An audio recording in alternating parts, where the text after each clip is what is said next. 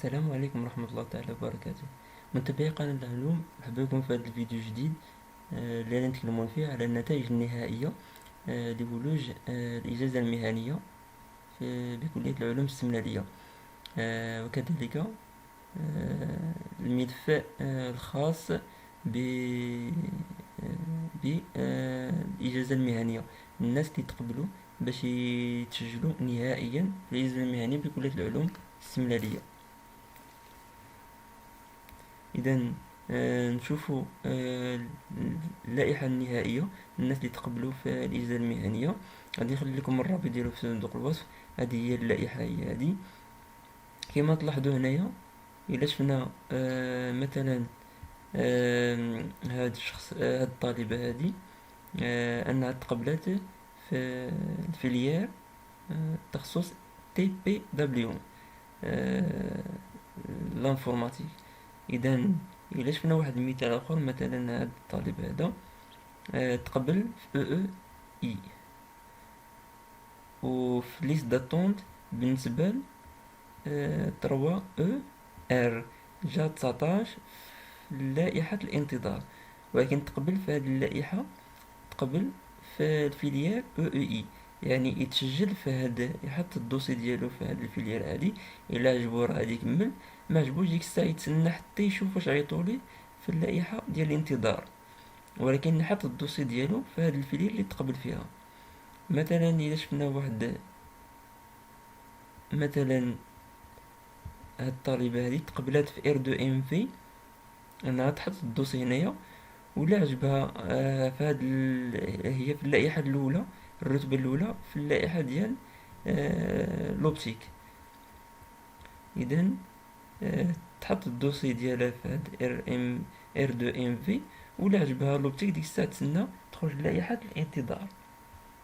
بالنسبة مثلا هاد الطالبة هادي ما تقبلش في حتى فيليير بالنسبة للائحة الرسمية، ولكن هي اللائحة هي في لائحة الانتظار الرتبة 12 في في الفيليير 3 او ار. متفقين؟ إذا هذه هي اللائحة ديال الناس اللي تقبلوا نهائيا واللي كاينين في لائحة الانتظار. إذا غادي نشوفوا لانسكريبسيون.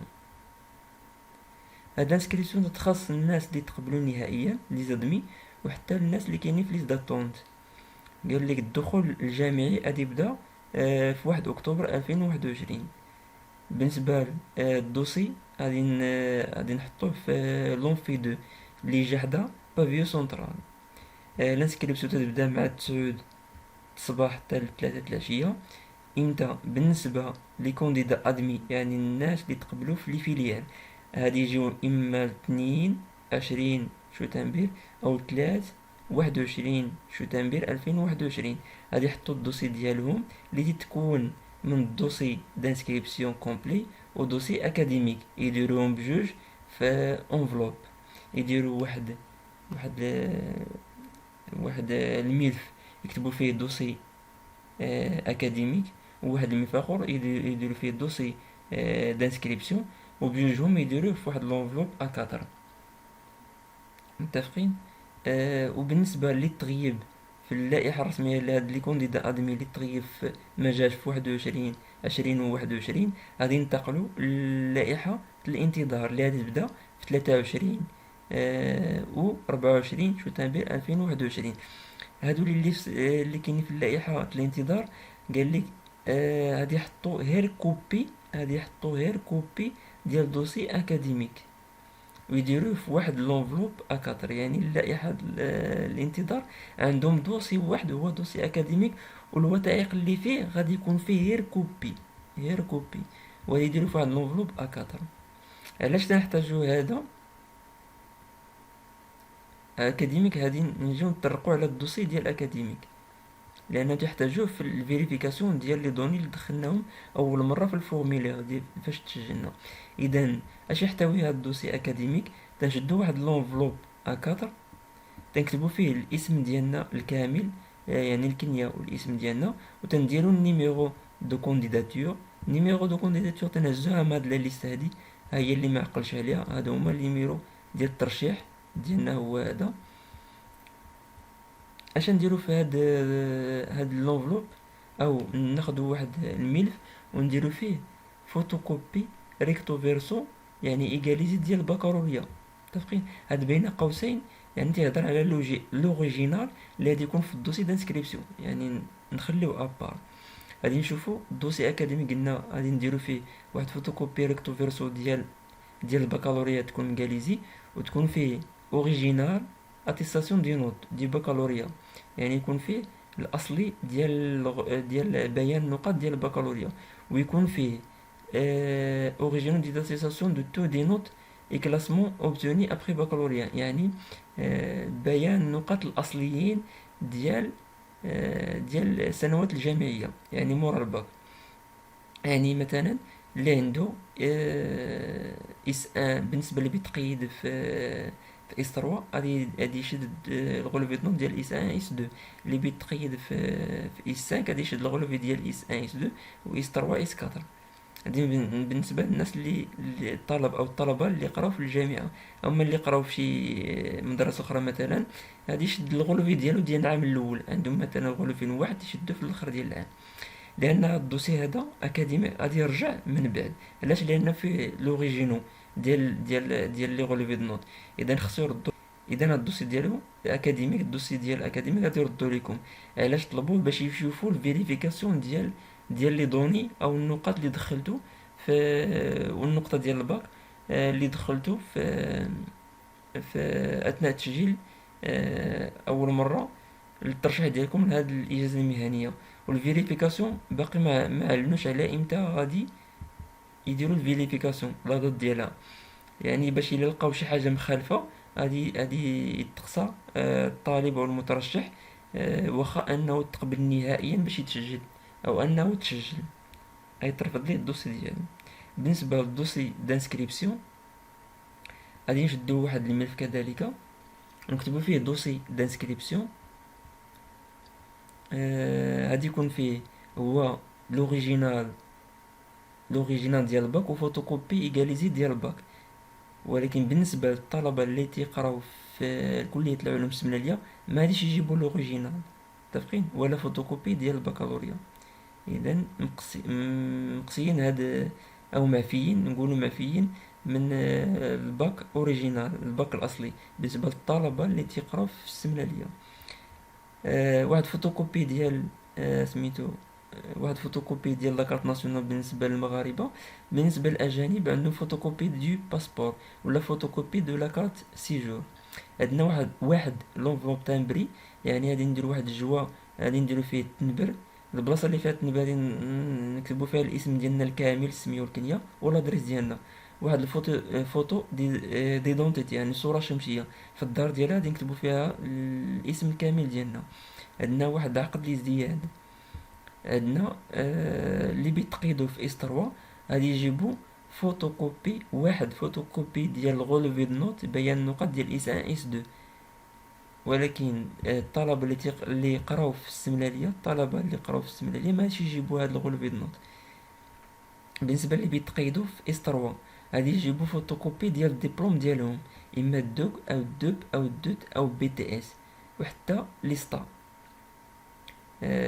ديبلوم ديال تكنيسيان سبيسياليزي، ولا شي ديبلوم ايكيفالون لهاد الدبلومات هادو. غادي يجيبو فوتوكوبي واحد. اذا والطلبه اللي تيقراو في السمناليه ما غاديش يجيبوه، معفيين من هاد يجيبوا هاد فوتوكوبي ديال الدبلوم. بالنسبه للاترونجي طالبين لهم، يعني الاجانب طالبين لهم اوريجينال اي فوتوكوبي دو لوتوريزاسيون دو ا ام سي اي، يعني هما غادي يعرفوها دي كيل اي اوبتوني. بالنسبه للشرط الاخير هو الفورميلير. هاد الفورميلير اللي تيتعمر غادي نعمرو، غادي نكليكيو عليه، غادي يعطيونا البروسيدور كيفاش غادي نعمرو هاد الفورميلير. ها هو غومبليغ لو فورميلير. ولكن ليطاب الاولى اش قال لي؟ غادي نهزو واحد النيميرو تيتسمى نيميرو دوغدو، ضروري باش ندخلوه هنايا. باش النيميرو دوغدو فين غادي نجيبوه؟ من هاد لا ليست هادي. غنكليكيو على هاد فوار، او ان نحلوها في نافذة اخرى. هذا هو النيميرو دوغد. غنقلبو على السمية ديالنا، او نديرو F3 ونكتبو الاسم ديالنا هنايا، ويتجبد لينا نيميرو دوغد السمية، ونقلبوها الى عرفنا النيميرو دو كونديداتور نكتبو النيميرو دو كونديداتور ديالنا هنايا، من بعد نجيبو النيميرو دوغد. هذا هو النيميرو دوغد. راه حدو الى لاحظتو حدو 252. اذا غادي نجي نكتبو النيميرو دوغد ديالنا ونديرو فاليدي. كما تلاحظوا هذه هي الفورمولير. اذا غادي نديرو اللقب باللغه العربيه، غادي نكتبو باللغه العربيه الكنيه ديالنا، ونكتبو الاسم ديالنا باللغه العربيه. رقم البطاقه الوطنيه، رقم البطاقه الوطنيه نكتبو هنايا. كود ناسيونال دو ليتيديون، يعني الرقم الوطني للطالب. اذا هو كود مسار، نكتبو كود مسار.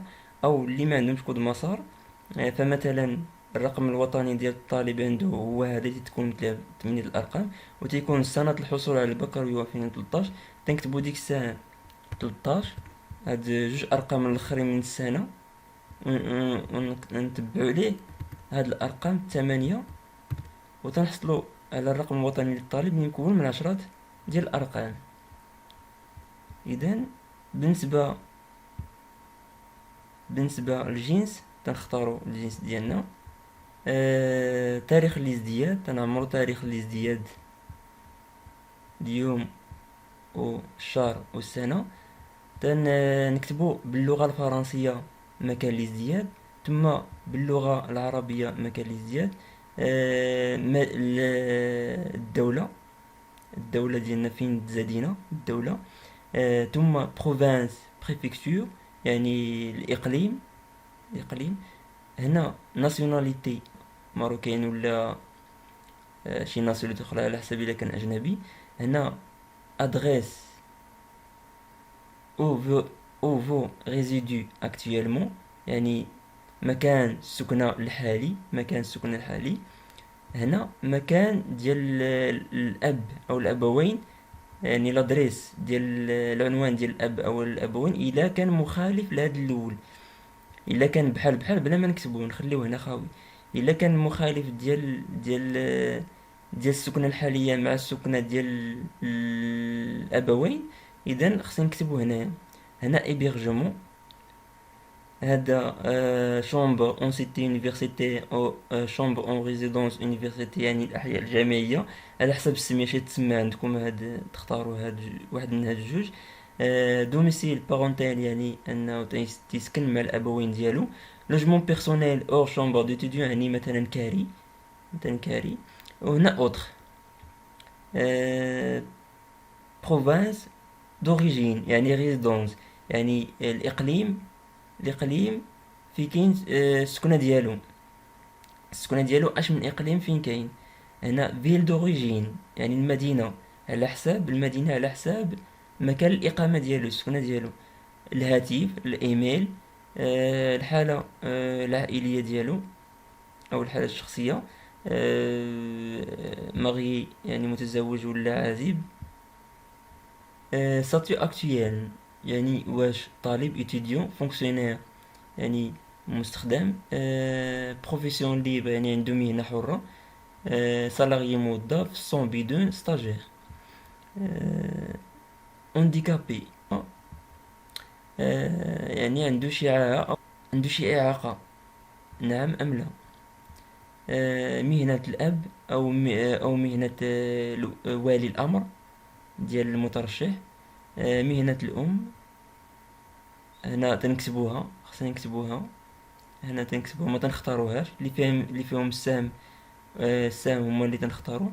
هنا غادي نكتبو اني دوبتونسيون دي بكالوريا، اش من موسم دراسي حصلت على البكالوريا.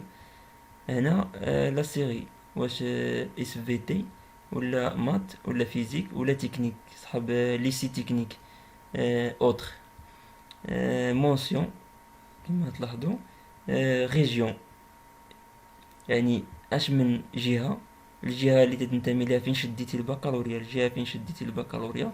راه كاينه في لاتيستاسيون ديال البكالوريا، غنوريها لكم. هنا ديليغاسيون، يعني النيابة او المديرية الإقليمية، غنوريها لكم فين. هنا ليطابليسمون، المؤسسة اللي قريتو فيها الباك. غادي نوريكم بعدا هاد المعلومات الخاصة بالبكالوريا، المثال ديالهم الريجيون باش نعرفوها. غادي نمشيو مثلا ديال الباك. اذا هذه هي لا ريجيون مراكش السفي. بالنسبة اللي عندهم كود مسار، هذا هو كود مسار. او الباك اللي كانوا تيكتبوا فيه يعني هي الارقام، هذا هو الرقم الطالب، تسمى رقم الطالب، متكون من 8 الارقام. حصل عليها في سنة 2010. تنزيد هنايا 10 وتنتبع هاد الارقام هادي تيوليو عندي 10 الارقام. وهذه هي الريجيون.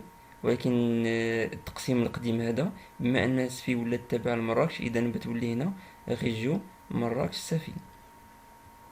آه، بالنسبة بالنسبة للديليغاسيون، ديليغاسيون هي هذه اللي حطوا في البكالوريا القديمة. ديليغاسيون ها هي ديليغاسيون سفي، ديليغاسيون سفي. بالنسبة للبكالوريا الجديدة هي ديريكسيون بروفانسيال، ديريكسيون بروفانسيال سفي. متفقين؟ هذه هي هاد الخانة هادي اللي بنعملو ديليغاسيون. وإيطابليسمون راه معروف. إيطابليسمون يعني المؤسسة اللي قريتو فيها الباك، راه هي هذه المؤسسة، مثلا هي المسجل بمؤسسة، هذه هي المؤسسة. إذا تنجيو لهنا ديغنيير ديبلوم اوبتوني. إلا حصلت مثلا على دوت ولا دوب ولا دوك، تنكتبو هنا اش اللي حصلت عليه، واش دوك ولا دوب ولا دوب ولا ديبلوم تكنيسيان سبيسياليزي. ديغنيير ديبلوم اسميتو. هنا ديغنيير ايتابليسمون فريكونتي، يعني مثلا دوب، مثلا اش من ايتابليسمون خديت فيها الدوب هادي، او الدوك اش من ايتابليسمون خديت فيها الدوب. ولا تكنيسيان مثلا تكنيسيان سبيسياليزي خديتو مثلا في ليستا. البروفانس يعني الاقليم فين شديت فيه هاد الدوك هذا، وفين قريت فيه فين قريت فيه هاد المؤسسة اللي خديت فيها هاد الدبلوم هذا. آه، هنا شحال من سنة، هاد السنوات اللي شديت فيها الدبلوم، مثلا 2 مثلا، او 3 على حسب السنة اللي دوزت فيها الدبلوم هذا. وهنا اوتخ ايتابليسمون الا درت شي مؤسسة اخرى مورا هاد الدوب. او مثلا الناس اللي الطلبة اللي قراو غير سنة وحدة، او سنة وحدة مورا الباك، او قرا سنتين مورا الباك، ولكن مثلا سنتين جامعيتين مورا الباك، ودخل غير اس 1 اس 2 اس 3 اس 4 ما دخلهمش، وانه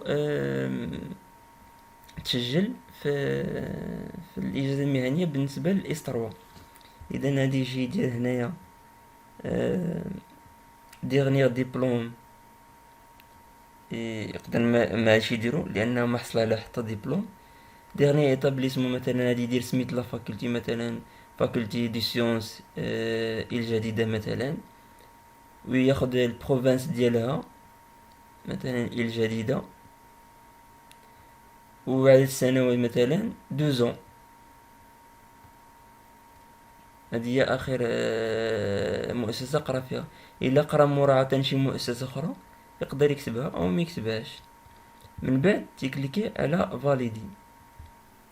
منين تنتهيو من ادخال المعلومات في الخانات، تنديرو فاليدي، تنكليكيو على فاليدي. هنا ما تيافيشي لا حتى شي معلومات، ولكن باننا راه دخلنا المعلومات ديالنا. باش نتاكدوا بان دخلنا المعلومات ديالنا ترجعوا لهاد الباج، تنكتبوا الرقم ديالنا، ديروا فاليدي. هاد الميساج هذا vous avez déjà rempli le formulaire. قال لك هنا contactez le service administratif concerné en cas de problème. اذا غادي ننتقلوا للمرحله. حنا عمرنا المرحله الاولى، عفوا عمرنا المرحله الثانيه. هنا المرحله الاولى فيها نشوفوا النيميرو دوغدو. عمرنا المرحله الثانيه عمرنا الفورمولير. المرحله الثالثه خصنا نديرو شارجي اون فوتو ديدونتيتي. اذا غادي ندخلو باش نديرو شارجي الفوتو ديدونتيتي. دي كما تلاحظوا خصنا نحترموا هاد المعايير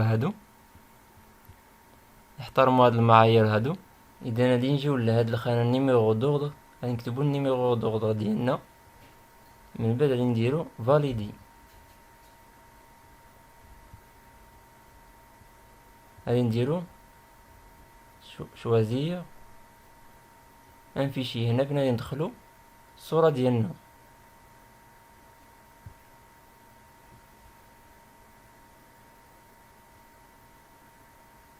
غادي نديرو شارجي، غادي نكليكو على شارجي. الفوتو ايتي بيان شارجي. من بعد غادي نرجعو لهنايا، غادي نديرو imprimer la fiche de première inscription et la signer. ندخلو النيميرو دوردر، نكليكيو فاليدي. غادي يعطينا الفورمولير دانسكريبسيون. اذا غادي نجيو لهنايا، غادي نديرو امبريمي،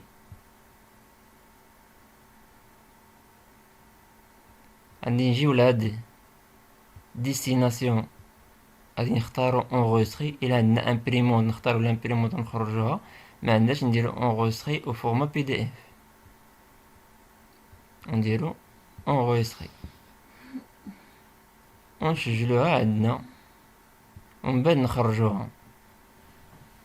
وبهذا تنتهي من هذا الفيديو هذا الخاص بالملف اللي غادي يدفعوه الطلبة باش يتسجلوا في الليسونس او الاجازة المهنية بكلية العلوم السمنالية. اذا ما تنساوش تشتركوا معنا في القناة اللي باقي ما مشتركش، ويدير لنا لايك للفيديو وتعليق في فيديو ان شاء الله.